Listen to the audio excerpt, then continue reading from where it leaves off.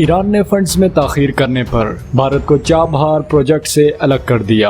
ایرانی حکومت نے اپنے طور پر ریل لائن کی تعمیر کا فیصلہ کیا ہے۔ بھارت اور ایران کے درمیان 4 سال قبل یہ معاہدہ طے پایا تھا جس کے تحت افغانستان کی سرحد کے ساتھ چابہار سے زائدان تک ریلوے لائن کی تعمیر ہونی ہے۔ بھارتی جریدے کی رپورٹ کے مطابق ایران نے پروجیکٹ شروع کرنے اور فنڈنگ میں تاخیر کرنے پر بھارت کو اس پروجیکٹ سے الگ کر دیا۔ ایرانی حکام نے بھارتی میڈیا کو بتایا ہے کہ پورا پروجیکٹ مارچ 2022 تک مکمل ہوگا اور ایران اس ریلوے لائن کو بھارت کے بغیر مکمل کرے گا۔ ایران نے چابہار بندرگاہ کے ایک حصے کا آپریشنل کنٹرول بھارت کے سپرد کرنے کے لیے ایک معاہدے پر دستخط کیے تھے۔ واضح رہے کہ ایران اور بھارت کے درمیان معاہدے پر دستخط ہوئے تھے۔ دونوں ممالک نے 9 معاہدوں کو حتمی شکل دی تھی جن میں سب سے اہم معاہدہ چابہار بندرگاہ کے بارے میں تھا جو بھارت کی مدد سے تعمیر کیا جانا تھا اور یہ پاکستان کی گوادر بندرگاہ سے 90 کلومیٹر دور ہے۔ اس معاہدے کے تحت بھارت کو 18 مہینوں کے لیے بندرگاہ کے پہلے فیز کا آپریشنل کنٹرول حاصل ہونا تھا۔ چابہار بندرگاہ میں دلچسپی کی وجہ پاکستان کو بائی پاس کرتے ہوئے براہ راست افغانستان پہنچنا تھا۔ اس منصوبے کے سلسلے میں بھارتی وزیر اعظم نریندر مودی نے ایران اور ایرانی صدر روحانی نے نئی دلی کا دورہ کیا تھا۔ اس موقع پر وزیر اعظم نریندر مودی نے مشترکہ پریس کانفرنس سے خطاب کرتے ہوئے کہا تھا کہ بھارت چابہار کو ریل کے ذریعے زائدان سے جوڑنے میں ایران کی مدد کرے گا۔ اگرچہ دونوں ملکوں نے توانائی کے شعبے میں تعاون بڑھانے کی ضرورت پر زور دیا ہے لیکن ابھی یہ واضح نہیں کہ تیل اور گیس فیلڈ کے بارے میں کوئی پیش رفت ہوئی یا نہیں۔ تاہم امریکہ کی جانب سے پابندیوں کے بعد بھارت نے اپنی پالیسیوں میں تبدیلی کرتے ہوئے تہران سے منہ موڑ لیا جس کے